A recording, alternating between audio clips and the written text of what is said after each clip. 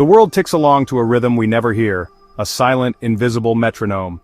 It was just another Tuesday, July 8th, 2025. In London, the tube rumbled beneath the streets. In Tokyo, umbrellas flowed through Shibuya. In Nairobi, a family watched giraffes against a blue sky. We were all part of it, this intricate, fragile machine we call civilization, humming along, oblivious. We trust the system. We trust the air we breathe. We assume it will always be there. A fatal assumption. We live inside a bubble of normalcy, convinced of its permanence. A pilot over the Pacific checked her instruments. A construction worker in Dubai balanced on a steel girder. A child in Rio kicked a football, dreaming of glory. Each of them was connected by a simple molecule, O2, the silent partner in every breath, every heartbeat, every thought. We don't see it, we don't think about it, it's just there, until it isn't. Then it happened. Not with a bang, not with a warning. For 5 seconds, the planet's supply of free oxygen vanished. It was as if someone pressed delete on a fundamental line of reality. The change was absolute, instantaneous, and global. No one was exempt. The pilot, the construction worker, the child, they all shared the same moment of profound, terrifying change. The intricate clockwork of the world didn't just slow down, it stopped. The silent metronome ceased, and in the void that followed, chaos was born. The initial sensation wasn't suffocation. 5 seconds is not long enough for that. It was something deeper, a sudden violent pressure change. Every person on Earth felt their inner and outer ears rupture. A deafening, explosive pop, then disorienting silence. The sky flashed to an oppressive, inky black. The sun became a blinding, unfiltered orb. The world we knew, painted in blues and whites, was erased, replaced by a stark, terrifying canvas of black and fire. The illusion of safety was shattered. In those 5 seconds, the world held its breath. And everything changed. The countdown to disaster had begun. The world runs on fire, internal combustion, jet propulsion, controlled explosions, but fire needs oxygen. When oxygen disappeared, every one of those tiny explosions was snuffed out at once. The symphony of the modern world, the roar of engines, the hum of machinery, went silent. Every petrol and diesel engine died instantly. The spark plug still fired, but there was nothing to burn. Imagine a motorway cars at 70 miles per hour, suddenly powerless, steering and brakes failing. Chaos was inevitable. Cars collided, but without fire, just mangled silent heaps of metal. The global transport network seized in a single catastrophic moment. High above, planes lost all power. They became bricks falling from the sky. Passengers plunged into darkness and terror, a silent global cull of the skies. Power plants that relied on combustion faltered. Emergency generators failed. Only solar, wind, and nuclear power remained, but the grid was destabilized. Blackouts swept the globe. The world was plunged into physical and electrical darkness. Our power, our motion, our very momentum as a species was extinguished. The silence was absolute. In 5 seconds, the engines of civilization died. The world was left motionless, breathless, and the consequences had only begun. We build our world with concrete, our city's skeleton, but concrete is not just sand and gravel. It relies on oxygen in its chemical bonds. Remove that oxygen, and concrete crumbles to dust. Dams, bridges, skyscrapers, monuments to human engineering would disintegrate. Catastrophic floods would follow, cities drowned in moments, untreated metals would fuse together instantly, train tracks and machinery seizing in place. The intricate workings of our industrial world would grind to a halt, not with a bang, but with a silent metallic bond. Windows everywhere would shatter from the pressure drop, raining glass on the streets below. Our cities, designed for a stable atmosphere, would become traps of falling debris and razor-sharp shards. The foundations of our world would turn to powder. The symbols of our power and ambition would be the first to fall. Our tools would betray us. The world's infrastructure, built on the assumption of constant oxygen, would collapse in seconds. The destruction would be total. Our shelters would become ruins. The cityscape would be unrecognizable. In 5 seconds, civilization's bones would be broken. The world's greatest achievements reduced to dust and silence, and there would be no refuge. We are creatures of oxygen. It powers every cell, every thought.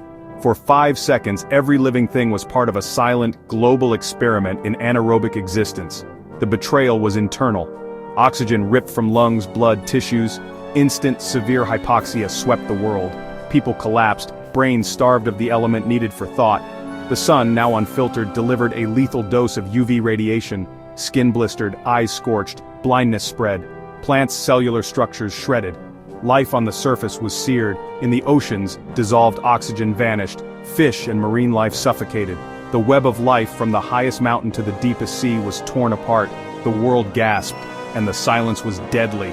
In 5 seconds the chain of life was broken, the damage was irreversible. The planet's living systems, so intricate and interconnected, were left in ruins. The cost of a missing breath was incalculable. The sky is blue because oxygen scatters sunlight. When oxygen vanished, the sky turned black, day became night.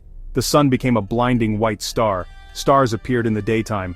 The familiar comfort of a blue sky was gone, replaced by cosmic emptiness. Atmospheric pressure dropped by a fifth, rupturing eardrums and sending a shockwave across the planet. Water's boiling point fell. In many places, oceans, lakes, and rivers began to boil not from heat, but from lack of pressure. Cold, boiling water released clouds of steam into the blackened sky. The world became a place of contradictions: dark sun, silent explosions, cold, boiling seas. The environment was transformed in an instant, the laws of nature rewritten before our eyes. The planet itself seemed alien, and humanity was left to face the void. Then, as suddenly as it left, oxygen returns. The sky flickers from black to blue, pressure equalizes with a painful pop. But the world is not the same. As oxygen rushes back, it meets superheated surfaces and fuel. Mangled cars erupt into fireballs, forests burst into wildfires. The return of oxygen is a violent ignition, not a gentle reprieve. The silence is replaced by the roar of a world burning. The human cost is staggering. Millions dead, many more injured, deafened, burned, traumatized. Survivors wake to a world fundamentally broken, transport gone, power down, hospitals overwhelmed. The systems that supported civilization are decapitated. Recovery would be a generational struggle if possible at all. We cannot simply rebuild, the foundations are gone. Floods from burst dams reshape landscapes, wipe out agriculture. The global economy ceases to exist. We are thrown back to a pre-industrial age, but without the skills to survive it. Survival becomes local, brutal, the memory of the world that haunts the survivors. The question is not whether things can return to normal. The question is, what is normal now? This 5-second nightmare teaches us a profound lesson. Our world, our civilization, our very existence is balanced on a knife's edge. We are not the masters of this planet. We are its dependents. The scenario reveals a deep truth. The planet does not need us, but we desperately need it. Oxygen is both the giver of life and a force of destruction. We have built a world that assumes its constant presence. The loss of it for even a moment shows our strength is an illusion. We prepare for disasters, but not for the fundamentals to fail. This thought experiment exposes the limits of our imagination. It is a call for humility, a reminder that we are part of a complex, delicate system. The story of the 5-second blackout is a story about love, a dark love story about our relationship with our planet. We only notice the invisible things that sustain us when they are gone. Perhaps we need these dark tales to wake us up, to see the beauty and fragility of what we have. Protecting the Earth is not charity. It is desperate self-preservation. The nightmare on Earth forces us to look to the stars. If our planet is so fragile, the dream of becoming multiplanetary becomes survival, not just ambition. But this scenario shows how monumentally difficult that would be. Creating a breathable atmosphere is not just about oxygen. It's about recreating an entire interlocking system. Terraforming Mars is a fantasy. The true challenge is building a stable, protective, self-sustaining ecosystem. The future lies in closed-loop biospheres, space stations, lunar bases, Martian colonies, bottling the Earth. These will be the most complex machines ever built, microcosms of our planet. The lessons from this disaster become blueprints for survival off-world.